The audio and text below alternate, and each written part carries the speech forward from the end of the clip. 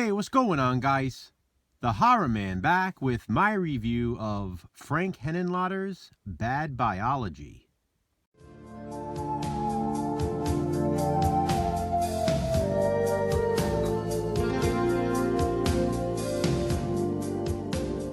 Bad Biology was the only movie from Frank Henenlotter that I had not seen until now. I've had this DVD for a while, so I finally decided to check it out. Who knows what took me so long. I will also be giving a relatable recommendation at the end of this review, because a lot of people seem to enjoy those when I do them for the Fangoria challenge. Shout out to Jason from Horrific Nightmares, who came up with that idea along with me. He's also been telling me to watch Bad Biology for a while. I'll get to that relatable recommendation in just a bit, but first, my review. Bad Biology is a 2008 horror film directed by Frank Henenlotter. He, of course, is probably best known for directing Basket Case and its sequels, Brain Damage, and Frankenhooker. Henenlotter definitely has a style, and I've always loved his movies. Bad Biology is no exception. This was so much fun.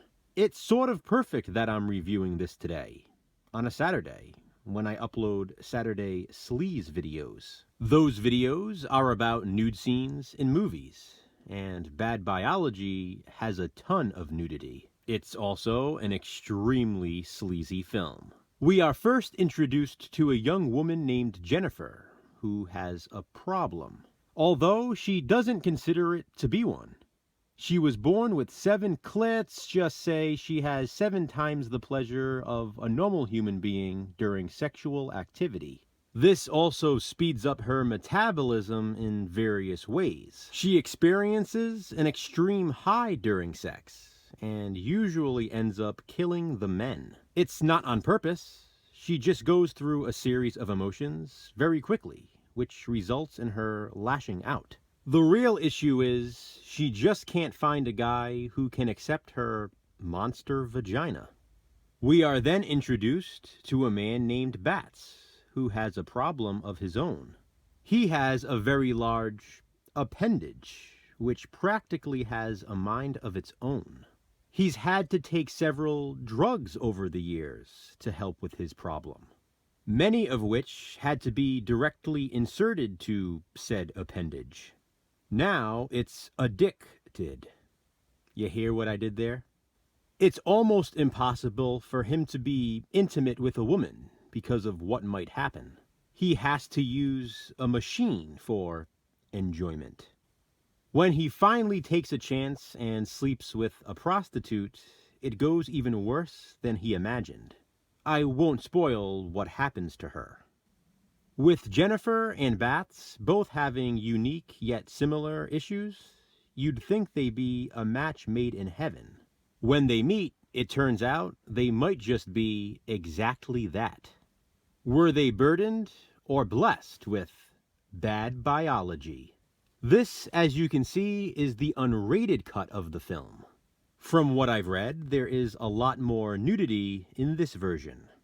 Jennifer herself probably spends most of her screen time naked. That's not a bad thing. There are a lot of other naked women in this movie as well. A lot. And yes, that includes full frontal.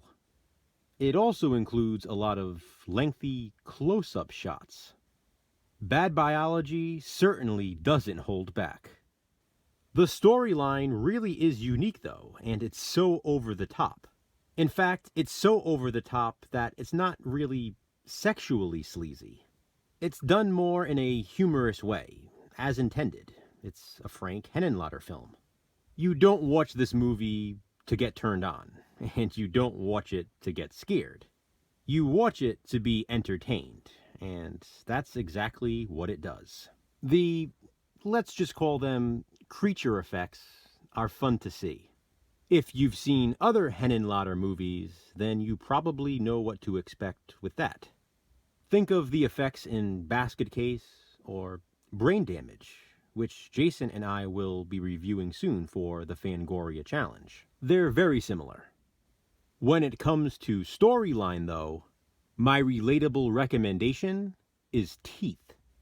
Teeth was released a year before Bad Biology, in 2007, and is part of the Dimension Extreme line.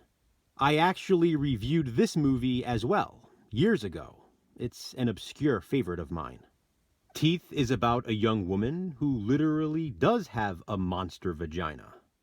A vagina with teeth. You can imagine what happens to the victims in this one. In my opinion, Bad Biology and Teeth make the perfect double feature. Have you seen Frank Henenlotter's Bad Biology? If so, what do you think of it?